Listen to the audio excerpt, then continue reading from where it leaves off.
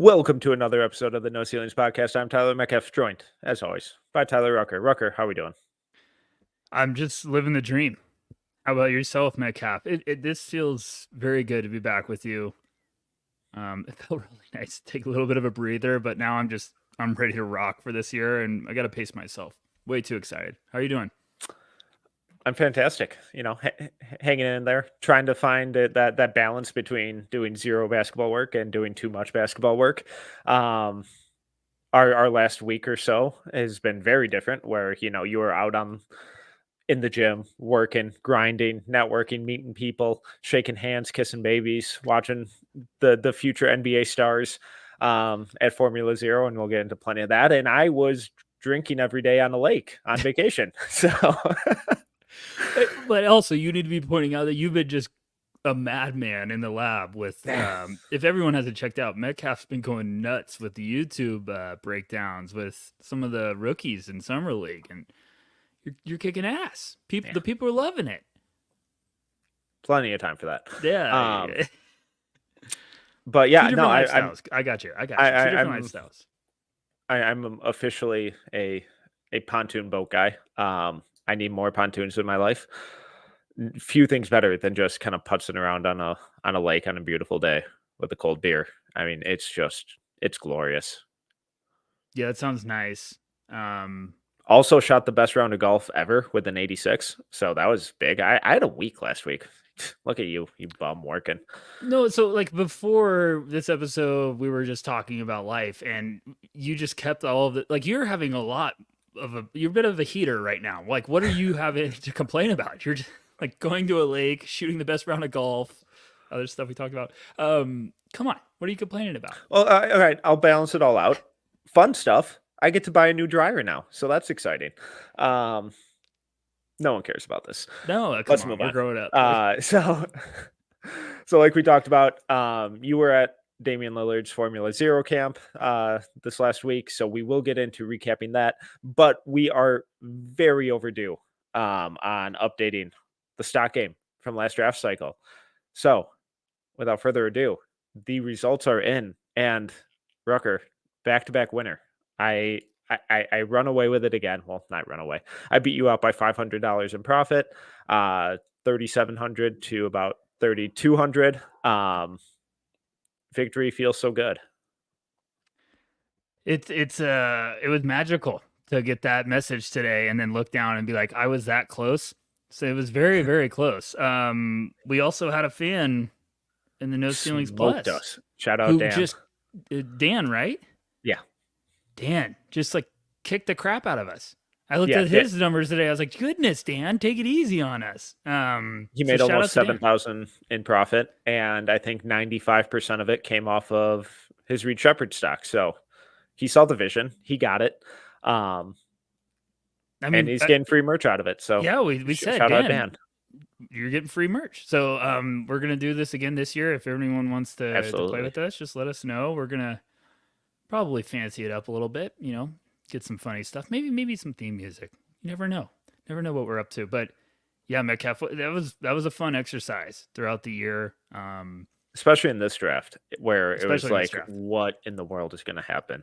And I mean, the biggest moneymaker for me, obviously, was Reed Shepherd. Was that 22 of my 3,700 profit was off just Shepherd.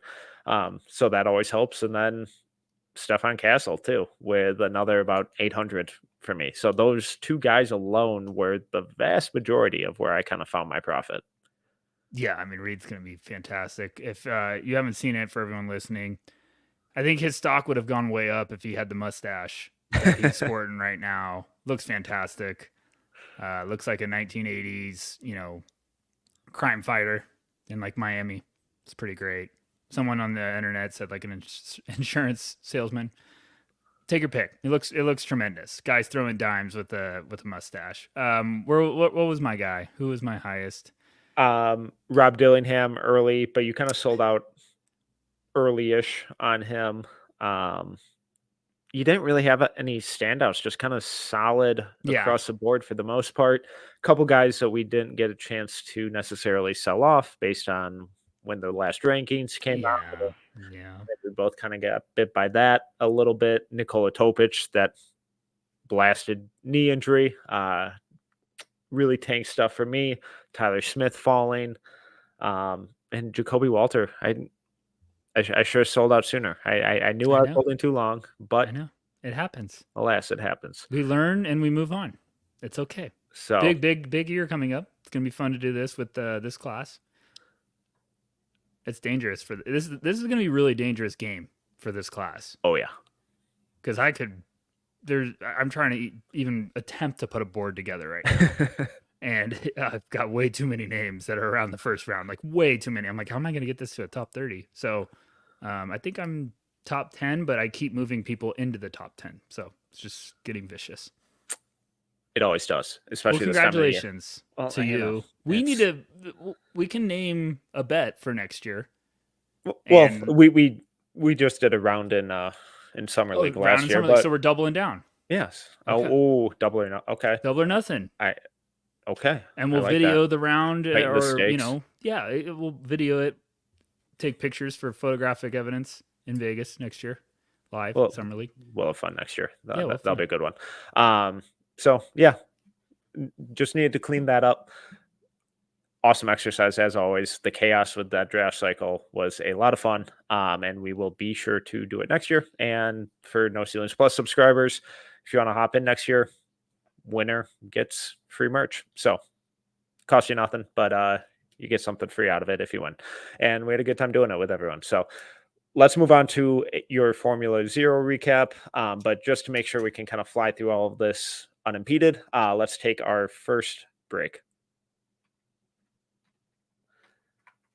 Okay, Rucker. So you wrote an awesome recap over at NoCeilingsNBA.com, highlighting the biggest standouts and going into a lot of detail with guys who are returning, multi-year college players, guys who are going to be freshmen, current high school players.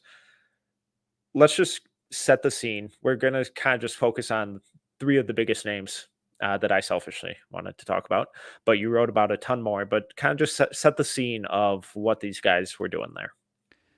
Yeah, it was incredible getting that kind of invite to come out to Formula Zero. For everyone that's not familiar, it's Phil Beckner, who shout out Phil and their staff.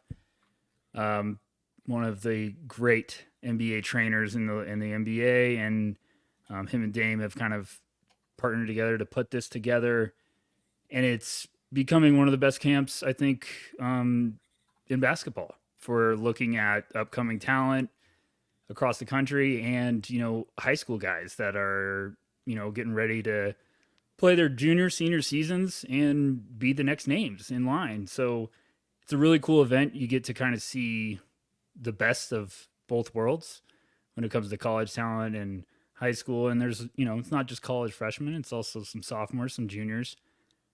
And it was really, really cool, just the professionalism. It was a 3-day camp, multiple sessions each day, drill work, scrimmages. I thought the coaches were awesome. Chris Kaman was a coach there. Like, it was awesome. It was just it's such a cool thing with not only just kind of them focusing on getting the best out of the players on the court, but also working with them off the court to try to get them in the right mindset to have success down the road. So I loved it. It was awesome. Formula Zero, shout out. Thanks for the invite, guys. We'll be there every year, easily.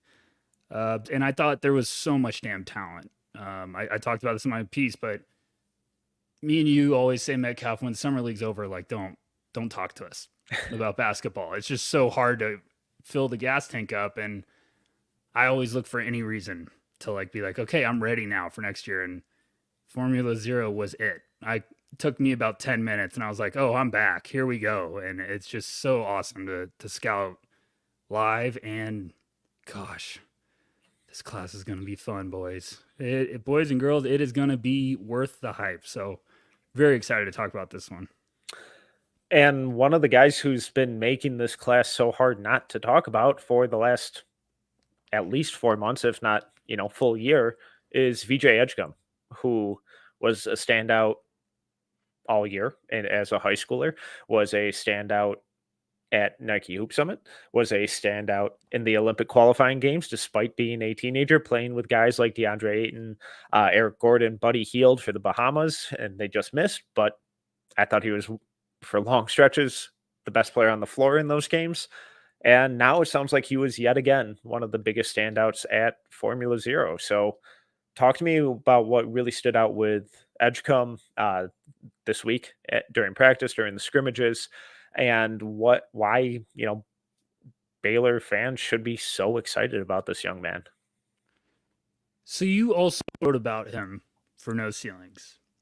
I don't know where, like, this is just going to be a hype train out of control. So you're going to have to, you can interrupt me, you can steer it, get it back on track. I love everything.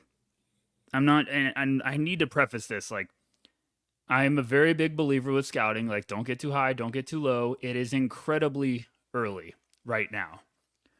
But I am foaming at the mouth for VJ this year at Baylor. I think he has as much momentum as you could possibly like want for a prospect. And I'm just talking about like confidence is building. You could see it all starting to come together. He looks awesome, Metcalf. And it's not just the play on the court, it's the little things you can see in the gym, like how he carries himself, leadership. He's always talking. I don't know where to start. I just am pumped out of my mind. Like, way too early, crazy talk, big board. Where would you have him? So I have him at 7, and I haven't moved stuff around really in the last couple weeks. But in that kind of 4 to 7 range, like that's probably a tier. At this point, that's probably a group of names for me right now. And 1 through 3 would be Cooper, Ace, and Dylan Harper. And I think he's closer. He should probably be closer to being in conversation with those guys than not. I still think Cooper's easy one. But regardless of the setting, regardless of the competition, regardless of his responsibilities, of what role he's asked to play, VJ just kind of pops every single time he's on the court. And it all feels very real because he's doing it in a bunch of different ways. He's doing it on ball, doing it off ball, doing it on defense, doing it in pressers and conversations. He feels thoughtful. He's a freakish athlete. There's real shooting upside. So it's like, what is the realistic chances that this young man ends up being 3rd or 2nd even at this rate if things kind of keep trending this direction? It is not a slander to those guys because I think No. I'm at a point where I have 4. I have 4 guys right now. I've never been just this comfortable about these 4 guys like this early in the point. It's Cooper, Ace, Dylan, and VJ. Yeah. And I was very comfortable about VJ just going from what we saw at Hoop Summit, seeing him at FIBA with Bahamas, seeing him in person right now up close. It wasn't just what he's doing on the court. Like, he finds a way to make an impact in the game. He is all over the place. When the shot's not falling, he's still the best guy out there because right now he's playing at a different speed. And I saw that all the time in the scrimmages. And these were stacked games. These are really good, talented games. And he's just playing at a different speed. He's making plays, not just scoring. Like, he's facilitating. He's a guy flying out of nowhere for a tip dunk. Like, you're all of a sudden watching a guy take a shot, and then all of a sudden VJ just flies out of nowhere and throws down a tip dunk. Guys love playing with him. Yeah. Like, he just took over the gym when it came to just his personality, and he's talking guys up. I wrote about it, and I wanted to talk on the pod because I felt like you'd appreciate this more, or it's something I wanted to like express out loud. But he had this tough and one against Asa Newell, who we're going to talk about. And it was like a very delayed, like it went in, guys were kind of like walking to get to the free throw line. And he just kind of smiled, looked back at Asa and just yelled, "And one," like super late. And the whole gym just started laughing. And Asa just had a big smile. They're all laughing. So like, you could just tell guys love playing with him. He's competitive as shit. Yeah. Just on both sides. So I just every time I watch him, I'm like, this guy's got all of it. Um, for right now, I'm saying he just is a Hmm. fantastic foundation. Now, yes, I'd like to see the outside shot be a little bit more consistent. There's some stuff he can clean up. There's also some stuff that's just taking really good strides. And this is a guy, Metcalf, like he puts on some weight down the road. I'm gonna be like, I would not want to deal with this guy. He just is. He's a cobra out there. Just plays with venom. So I just absolutely love what I've seen from him, and it was just fantastic event. So it's funny that you bring up the weight because that's kind of one of my bigger concerns. Not concerns. That makes it sound more drastic than it is, but kind of questions because size wise, he's kind of in that tweener of a little too big to be a point guard. Doesn't really have a whole lot of traditional point guard skills necessarily, at least yet, but not quite big enough from what we're seeing from NBA twos and threes. So what is he at the next level? Did you come away with any of those concerns, or did you kind of see him playing a little more on ball, or kind of having some of those roles and responsibilities a little more clearly defined? It got to a point where I thought he did a good job of making decisions with the ball in his hand, like not just scoring. He wasn't always looking to score. He kind of got to a point where he's like, okay, fine. Like balls moved around a bunch, I'll take over. And he was hitting guys ahead, making beautiful reads out of pick and roll. Like it was kind of cool. I think the first day of scrimmages, they had a rule if there was an on ball screen, it was a turnover. I was like, I love Oh, that. Like, I was like, this is interesting. fantastic. So it was like, turnover, ball's going away right away. So you had to move, you had to cut, like, keep the ball moving. And I just thought that there's a good understanding of where his game's going right now. Like, it looks like a clear emphasis of like, okay, I can't just always try to be on the attack for mine. I got to also be able to set up my teammates. I think his frame looks like it's going to be very dangerous if he adds, 10 pounds. Because he has, He's got broad shoulders. and Hoop Summit had him listed with a weird wingspan, and I'm watching him on the court, and I'm like, he looks longer than that. Like, I feel like it was like a +1 wingspan. I was like, I don't know if that's going to check out. But I also feel like we had like a weird Hoop Summit thing with the measurements. There And were a lot of issues yeah, and so redos and reprints, and um, they he's were just all over struggling. the place. Yeah. And he floats in the lane. He's got serious bounce. Yes. I just I went back and watched some of his FIBA stuff. Like I think even in your piece you talked about just like he tries to destroy people Yeah. when he gets downhill. Like he misses sometimes, but you're just like, oh, it's like Ja Morant trying to dunk on people. It's just, oof. So I just left that event like, man, this kid could be one of the guys up there if things keep trending this way. So obviously, this is way, way, way, way Way too too early early. for comps and everything to be taken seriously, but we're going to do it. And I know you hate it, but when you I kind don't of have look at, one. is there Malik Monk, Tyrese Maxey esque upside with him, or what kind of allows him? What do you think can allow him to veer or direct his career into being that type of player, or that type of impact with a team, as opposed to some of the freak athletes that we've seen at the position who have struggled? A guy like Keon Johnson, who is now kind of slowly starting to figure it out, and I really liked what he showed in summer league. But it hasn't been the smoothest road with him. Is it just that? Is it just the shot, or is there other? Are there other things in VJ's game that you've seen now in multiple live settings that make you more optimistic? Defense. Okay. The defense is. He just has a couple times defensively where he just flips the switch, and you're like, oh gosh, like this gets consistent. And they're playing 4-on-4, Hmm. um, very competitive, very high energy games, and he looks like he's a step ahead, and then all of a sudden he flips that switch and just smothers people. And I think he had one. He might have had one against Jalil Bethea, and it was just like when he got after it, it was like turnover, and I was like, oh gosh.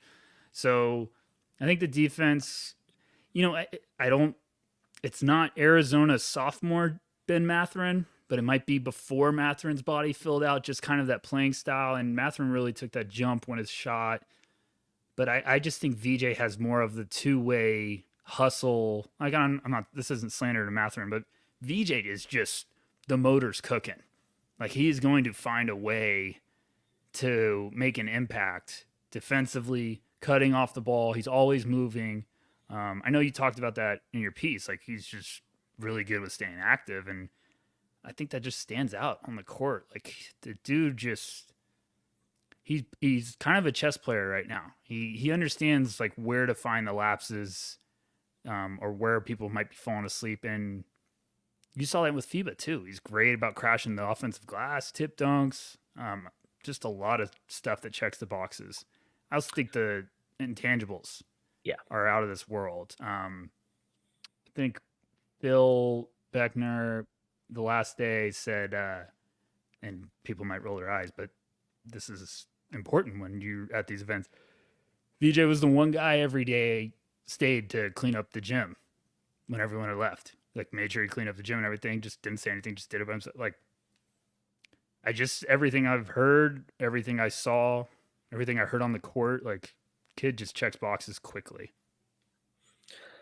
Well, before he gets to the NBA, he obviously has to thrive at Baylor, and we know what happened with Jacoby Walter last year, Keontae George the year before. When we kind of look at Baylor's team, they're yet again for the umpteenth year in a row kind of loaded at the guard spot with guys like Robert Wright III, who is so much fun. If you haven't gotten to watch him, he was incredibly fun. Jaden Nunn, Jeremy Roach, VJ Edgecombe, Langston Love. Is there any world in which he's just not the guy? And if he is, do you think that we see him have kind of some of the issues that Jacoby did? Or is his athleticism, his explosiveness, his ability to kind of separate and create his own stuff on top of being able to score off ball just at a different level than where Jacoby was? I really don't want this to seem like I'm like slandering Jacoby. Also, I want to know who you thought for NBA comp if you're just overreacting right now in August. I would be shocked. I think there's a world in which you just can't keep him off the court. He's a killer. Like he just, and it's not just like, oh, I'm better than everyone. He's just like, what? I'm so competitive, and I love like the passion for the game is obvious on the court. I think teammates just gravitate towards him. There's plenty of times where he's barking up teammates, like trying to build him up, like take that, like great move, like just a lot of stuff where I'm like, it's just checking boxes. And it's not, you could tell when guys are trying to be that way, but you could also just tell when it's natural. Yeah. And he's just constantly obsessed with the game, and man, I just can't say enough good things. There's a stuff that like he needs to work on. I think the shot just needs to get some consistency. Handles got loose sometimes, but there's also some really nice stuff. And we're talking about guys that are still getting ready for their freshman year. So yeah, I'm expecting that in August, but just the foundation we're at right now, I'm like, oof, VJ's on a very scary path in a good way. Agreed. Anything else on VJ or? Well, I want to know what you think too. I mean, you watched him at FIBA. Like, don't just make this my shining moment. No, and we talked about the Olympics and whatnot, but I think he has a legitimate chance to be, that dude, or one of those dudes in this class. And I don't love the idea of him having to create everything at Baylor, but with some of the more experienced guys like a Jeremy Roach coming in, I think that will help. Just take some of the attention off of him, help diversify his responsibilities, and still really be able to focus in and thrive on defense because he's a freak defender. But if he's having to do everything on offense, then, how much do we lose of the defensive stuff? And if some of those guards on that Baylor team can really kind of carry their weight, like I hope and think that they can and will, I think we're going to be in for a hell of a season with him because just he everything he's doing in this last 12 months is right. He's improving, he's playing different roles, he's being genuine, he's being thoughtful, he's being a leader, he's being a team player, he's defending, he's shooting, he's cutting, he's creating another pick and roll. The playmaking and handle need work, but okay, like we're still getting those flashes every step of the way of, oh my god, there's some really really fun stuff here. And the fact that we're continuing to get those flashes and those stretches of really competent creation are becoming a little more prolonged each step of the way, where at at Hoop Summit it was like, okay, like one or two here and there, like that was fun, cool, you know. Maybe a couple years from now that's a real thing, but then in the Olympics where he's playing with Eric Gordon, Buddy Hield, DeAndre Ayton, it's like, oh, okay, you're having a few more flashes per game, and now Formula Zero, okay, you're even more. So it's like, okay, these are the types of progression that we love to see, and it's happening so stinking fast for him. That's really really exciting. Is the I'm right there with you. I think there's like different types of flashes. There's teases. We were like, Mhm. I won't see that for a while again. And then there's stuff where it's like, oh, this is a legit, like, there's something here that just needs to Yeah. get untapped a little bit. And I think the playmaking is getting untapped with him right now, because it's really impressive reads. And I saw that at Formula Zero. He made a couple reads. I was like, ooh, man, like Mhm. you sniff that out early. I get a question for you. Does the FIBA off ball stuff make you feel better about him at Baylor? Because Yeah. they can't play him like Jacoby and Keontae. When it comes to like they're trying to make him like a movement shooter, they need to make him a movement scorer because he Yes. can move and just score everywhere. But if they try to make him like, oh, we're gonna run this set for VJ to get a movement three off minimal spacing, I'm like, no, that's not like just let VJ play with feel and he can get a bucket. My man can get a bucket if he wants, but he also knows how to, read the defense and make the right read. So I think he's just gonna be a stud. It might take a little while, but I also think this could be a guy we're looking at and he's like, oh, VJ had 5 assists, 3 steals, a couple blocks. Like, I think he's going to fill up the box scores in a big way. Yeah, when you talk about using him as that kind of off ball scorer, it's not. I totally agree. It's not the all right. Let him curl off a screen, hit a tough kind of fadeaway movement jumper like we saw from Jacoby all season. It's more so put him in motion, let him cut, let him offensive rebound, let him crash the offensive glass. But then when you are running him off his screens, it's to tilt the defense and put them on their heels and then let him be that kind of second side tertiary creator where now he's able to kind of leverage his athleticism, his handle, his ability to score in all three levels to attack that chasing defense. And whether that's curling off a screen and him getting downhill into kind of a pseudo pick and roll type of thing, that's where I get really excited about him as an off-ball scorer, and that's what we kind of saw from him at or with the Bahamas as an off-ball shooter. I think it's mostly just kind of spot up stuff at this point, off-ball speaking, uh, which is fine. But if that's all it's going to be, he has to be awesome at it because then again, he has the handle and the ability to attack those closeouts. Where then if guys are having to close out hard and go long on him, now he's getting easy drives to the rim. And if you're letting him take off within 8 feet of the rim, he's going to try and dunk it on you. Yeah, that's what I love about him too. There is no fear. No. And it's not just getting downhill. There's no fear anywhere. He'll go to battle with anyone. So I told you before we recorded we were going to spend half an hour on VJ and look at us, but we also talk. I'm good. Love We're it. going to talk about him all year because I feel Yeah. like me and you are going to be like game 3. Like we have to talk about VJ again because I just love how he plays and he's going to be a really fun study when it comes to a lot of his game. I feel like there's going to be a lot of stuff that is going to be more impressive than the stats will tell you early on. And I think someone else who kind of fits that bill is incoming Georgia freshman Asa Newell, who we will talk about right after a quick break. Asa Newell headed to Georgia from Montverde. You I'm a got a huge little fan. bit more pep in the step I'm now. a I can tell how you're huge feeling. fan. I'm a big fan. I Go ahead. really, really really like Asa. Um, and this is going back to what, FIBA U16 or U17 from a couple summers ago, where him and Trey Johnson were playing up, kind of up a year, at the World Cup with these guys, with Team USA. And there were long stretches where I was like, this kid is might be the best player on the court right now. I believe it was with that Ron Holland team, where they beat France in the finals.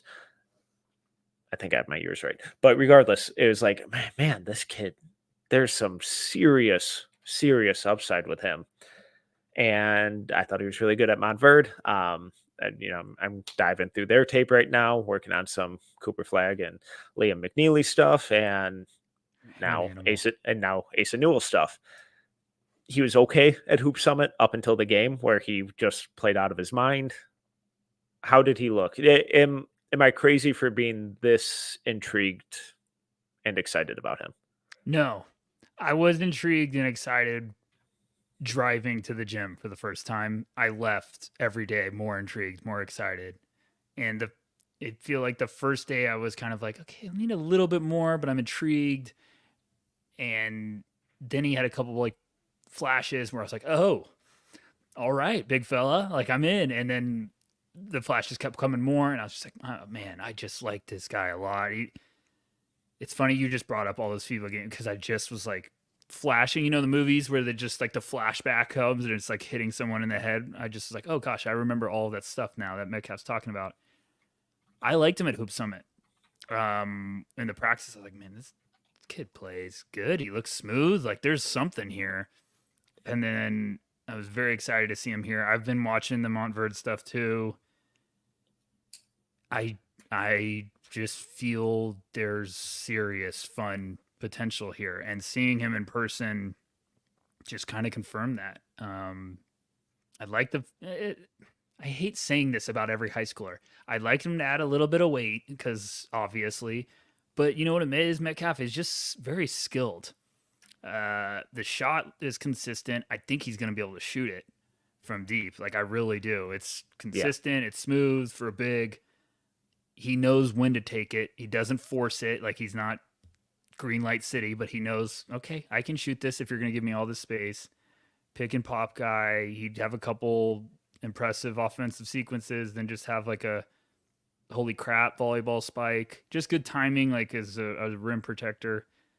I think it's just one of those bigs where you're like, this is a perfect foundation to keep working with, and adds a couple little things. We're going to get into a scary territory. You know what he's going to be? He's going to be, everyone's going to be saying it's a more offensive, exciting, upside version of Derek Lively.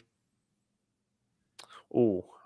And I'm not saying it was a lob threat. I'm just saying the offensive, like, oh, this is the shooter version that's maybe not as good defensively.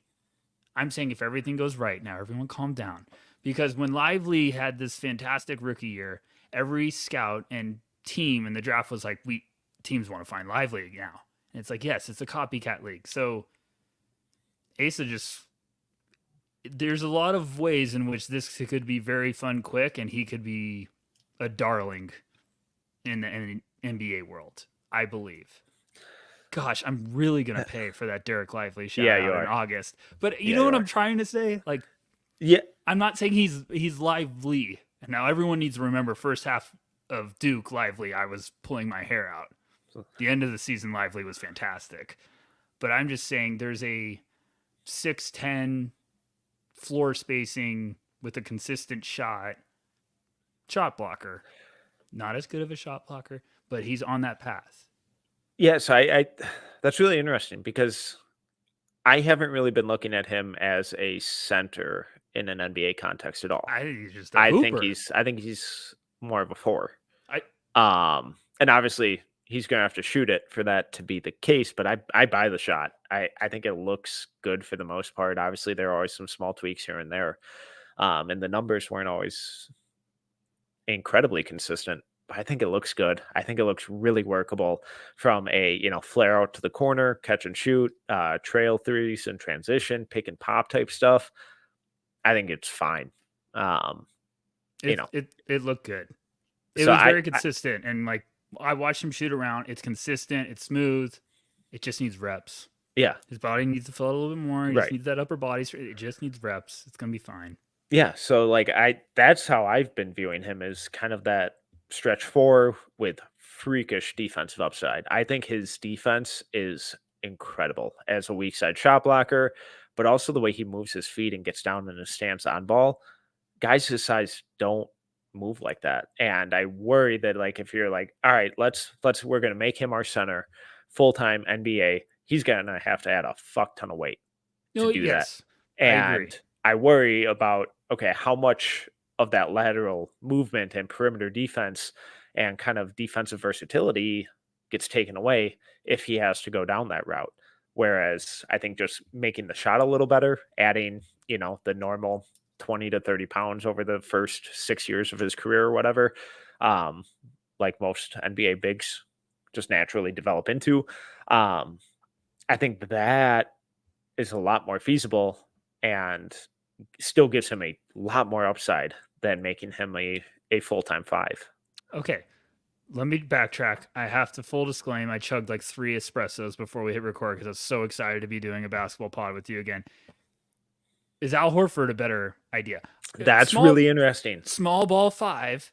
That's a You really have interesting one. problems with him on Yeah, the court if that shot's consistent. Do you that's see a where I'm fun one. getting at? I'm not Right, saying maybe but he's your and full time that starting level of big. shooter, Yes.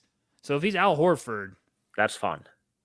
at 6'10", 6'11", And he has some so passing shit yes, to his game too. he does. I went back and watched the passing and I was like, there's some shit here because he's throwing dimes like in tight windows. And he also sees it and like will. And now obviously I'm watching sets and I understand the first looks here. It's like a quarterback going through your Mhm. reads, but there's also times where he like sees stuff and he'll like, I'm not forcing that. Keep the ball moving. There's stuff where it's like he knows where he wants to go, and there's also stuff where he just throws it like right on the money. Um, they had a nice set. I feel like Montverde had a nice set where McNeely would run like a little bit of a back door off the Yeah, elbow. they would kind of clear out opposite corner, and Yeah, McNeely would curl off, and he would hit that pass from the opposite wing to. yeah, They ran it a lot. The yeah. For ball reasons. the ball movement on that Montverde team with Flag, Wright, Newell, Derek Queen, Queen.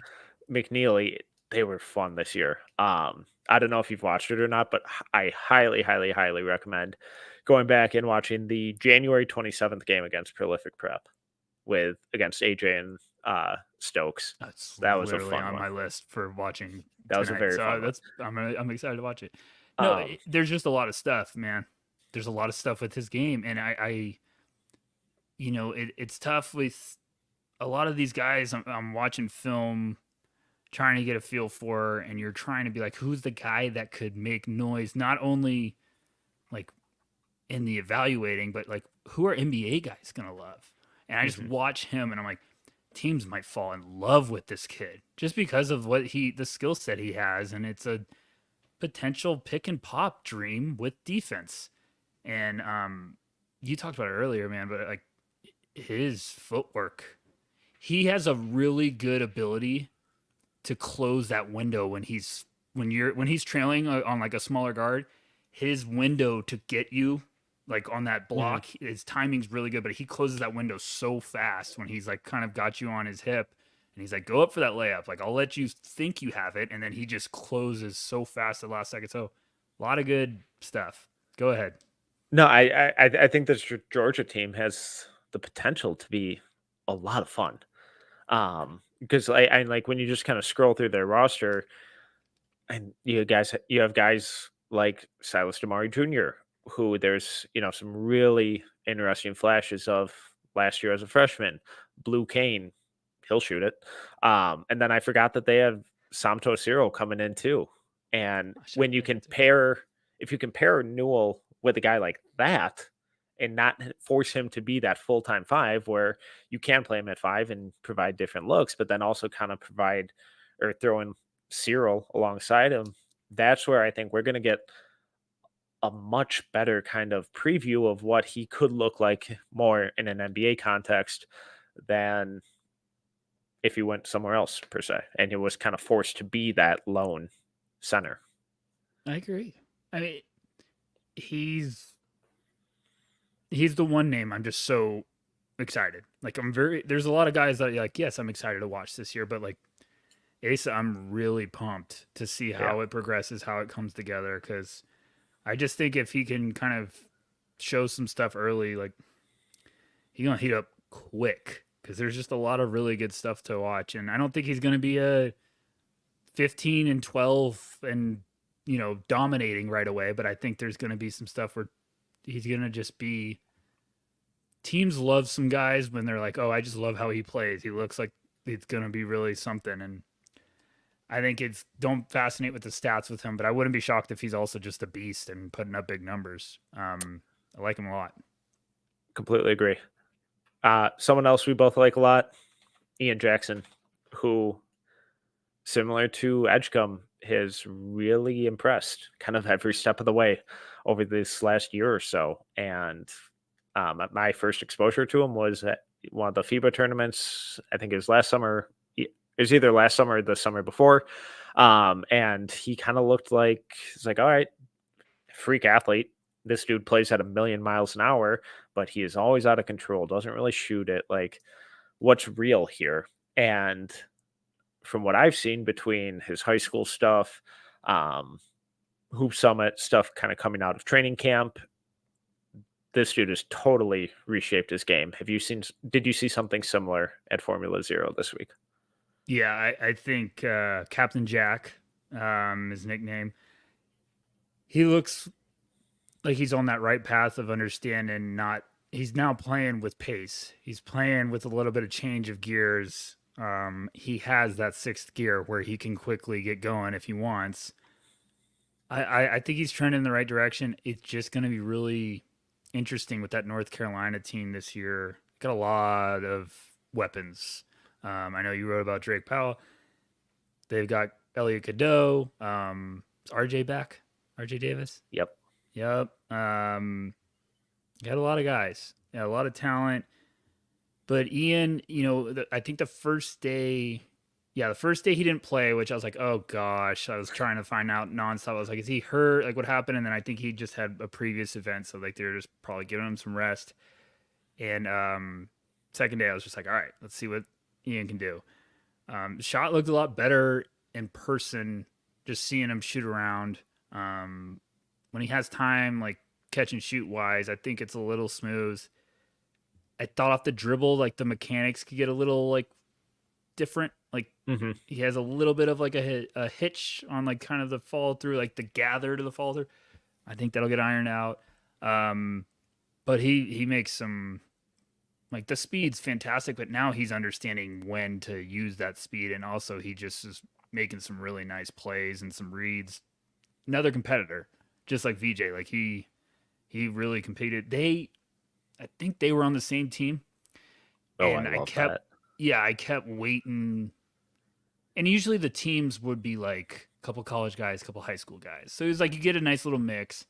And then VJ and Ian were on the same team, and I was like, okay, this doesn't seem fair. And then you kind of waited for them to take over, and they had one game. I think they had like 6 straight points of both of them were assisting to each other. Like it was awesome. Like VJ came down through an assist to Ian. Ian came down through one to VJ, and then an alley oop to each other. It was just awesome. So I like a lot Metcalf. I like a lot. I just don't. I'm gonna be really interested to see if it's just one of those like where he's really cooking and you got to get him on the floor. I don't know. What about you? So I came away from Hoop Summit with kind of similar vibes about him when we talked about intangibles as VJ, where it seemed like everyone in the gym loves this dude. Just plays with an immense amount of joy, and it carries over into him and his teammates. I think he's just really, really fun. I hate when our evaluations kind of come down to this, but it's like so much of it is going to come down to what does the shot look like, and because the athleticism I have no worries about. How rapidly he's kind of slowed down the mental part of the game. like his processing speed, his decision making, the way he kind of gets to his spots just over the last year makes me really, really optimistic of what his game will look like 2 years from now, 3, 4, 5 years from now, where you just kind of he just keeps getting reps. It's only going to get better, and the fact that it's already doing this quickly, I think is really, really encouraging. So it's all right. Are you a point guard? Are you a shooting guard? Are you a scoring guard? Are you, can you really turn it up on defense if you don't have all of that offensive load? And the, this UNC team is going to be an awesome, awesome sample for us with him, because I think this could be one of the most fun UNC teams in a while. Not necessarily the best, but one of the most fun. You got guy transfers like Cade Tyson, who can shoot the shit out of the ball at 6'7". Elliot Cadeau coming back running point. One of the best playmakers in last year's freshman class. RJ Davis coming back for his senior or fifth year. Seth Trimble, who is an insane defender last year, couldn't shoot, but his defense was fantastic. Drake Powell, who I think is a top 10 guy preseason right now. Ian Jackson. There's a lot of perimeter athleticism, speed, scoring versatility, playmaking potential. And it's just how is he going to be able to kind of fit into and flow with it? Because UNC has always played with a fuck ton of pace. They like to run. They like to run up the score. They like to get out in transition, really pressure the ball. And Ian Jackson can do all of that. So I think in terms of just stylistically, it makes a lot of sense. I think he could really thrive there playing off of Cadeau and RJ Davis and Drake Powell. But I'm really intrigued to see, because he's going to get his points. He's going to get his numbers. But I'm really intrigued to see what does the defense look like in terms of consistency and effectiveness, but also how does he make his teammates better on a consistent basis? And I think this will be a really good test because he's going to be asked to play a ton of different roles. Yeah, it's going to be big. I mean, he's got a little maxi to his game. Not the shooter. I just love how people will be like, max contract maxi? I'm like, no, I'm talking about maxi where he was as a prospect. Like he can go ISO and get his own. He's very good off the bounce, and he's very shifty, explosive, can create a separation window very quickly. He still needs some. The playmaking had some really impressive flashes. He still needs some work on some of the decision making. Like, and I don't mean to be picky, but people say we're too positive. So fine, this year I'm going to become more of a realistic. Like, as games went on, he made a couple decisions where I was like, no, don't throw that. Like jump passes where I'm like, is this fatigue or is this just classic? You're working on it. And I think that'll get cleaned up, but it's going to be really interesting to see how he works with North Carolina. Like you're saying, can they give him the ball and he becomes like a little facilitator with offensive firepower? He's going to be electric. People are going to love him. Yeah. Draft fans going to love him because he's going to be a highlight machine sometimes. It's just going to be, okay, how legit is this? Because this is going to be a class where you can't just have a couple flashes. This class is going to be damn good. Like, it is going to be a monster. So you might be getting a guy like that a much later than you're thinking right now. And this is also going to be a year where I would be pumped just to have any first-round pick because there's going to be depth. Yes, it's August. We're overreacting. But I like Ian. I keep watching him, and I watched him at Formula Zero, and I was just like, I like him. There's a competitive player here that could really be an offensive firepower option, but just want to see if all the ingredients come together in the kitchen.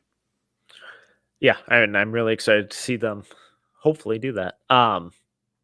Before we move on, I want to play an incredibly unfair game of this or that.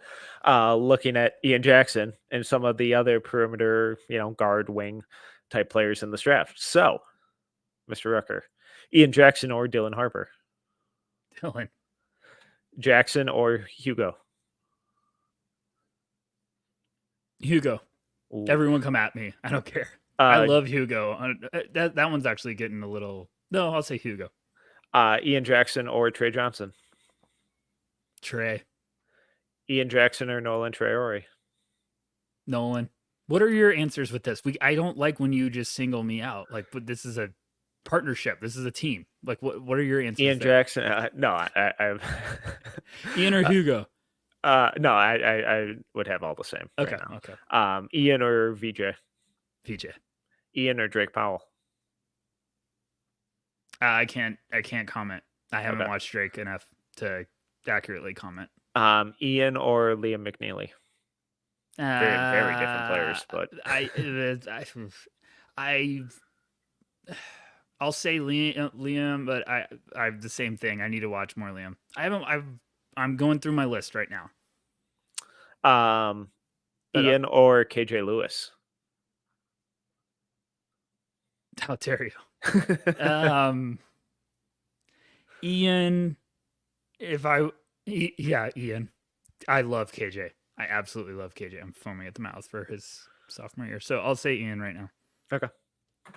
I think that could be very easily KJ, though. Well, I hope everyone takes that as gold. It won't change. This is it'll be the exact same list this time next year. Okay. Anything else on Ian Jackson? No. All right. No. Well, just happy that you're happy. All right. Well, make sure to go check out Rucker's piece. Link is in the description. It'll take you right to it. Otherwise, just go over to NoCeilingsNBA.com. Anyone else that we didn't talk about that you want to just give a quick teaser, quick hit, shout out, whatever from Formula Zero camp? Jalil Bethea. I know you said you wanted to watch some more of him when we talked about him, but I thought I got to make sure to give him a shout out. Going to Miami, talented scorer, took me about 5 minutes. I went into that intrigued to watch him because I was a little cooler. Took me about 5 minutes because he just carries himself as an absolute bucket and just very smooth on the court. Thin, needs to put on weight, really needs to put on weight. But also with guys like that, I'm like, don't add too much because that, he just glides around the court. I thought his shot looks much better in person than watching on film from high school. So it's kind of dangerous to see it trending in a good way that quickly. I'm excited to see what he does because there's some good offensive weaponry, but he impressed me. He had a game against VJ and Ian where they were kind of giving their team the business, and then he battled back and carried them to a win. So it kind of like, all right, you got me on board. So excited to see him. Rasheer Fleming, I think, is a sleeper. Everyone needs to keep an eye out on. Going to St. Joe's. I don't know. What else? A lot of high school guys, go read the piece. It's free. It's at No Ceilings NBA. I wrote about a ton of guys, but I think those are just some of the big names. There's a lot of talent there. I don't know. Love it. Well, the in-person stuff is always a blast. Always fun to see these guys in different settings, different teammates, different coaches. You learn a lot about them, and you did a fantastic job of kind of outlining your thoughts on basically everyone that was there this last week. So if you haven't read it yet, go over to NoCeilingsNBA.com. Check that out. While you're there, subscribe. Also, if you're watching us on YouTube, shout out to mainly Gregory Castillo, friend of the program, always in the chat, always lively. While you're here, hit that subscribe button, hit that like button. Same with the podcast feed. But we'll have more coming at you throughout the summer. Some fun announcements, I think, still down the way. Well, shout out Nathan Grubel, friend of the program. He's back. Now back, part of the family. Always happy about that. We got some really fun stuff in the works. Love you all. But he is Tyler Rucker. You can follow him at Tyler_Rucker. I'm Tyler Metcalf. You can follow me at TMetcalf11. If you enjoyed this episode, please make sure to subscribe, leave a review, and 5-star rating. Till next time. See ya.